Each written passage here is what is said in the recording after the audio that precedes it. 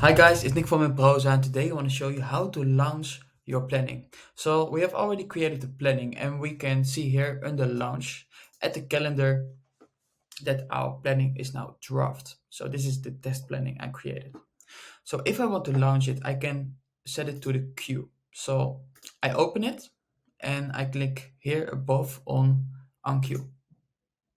When I do this, we go to the launch queue here on the left. This here the planning will be visible. If you have multiple planners, you can launch them at the same time. So if I want to launch this planning, I click here on continue in the right corner.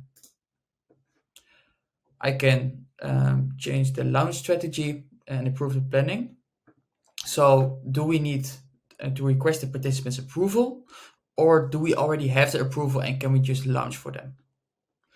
I can see here the overview. I have one channel, one participant, one content item. So this will be one launch. I can click here on launch. Ready for takeoff? Yes, we are.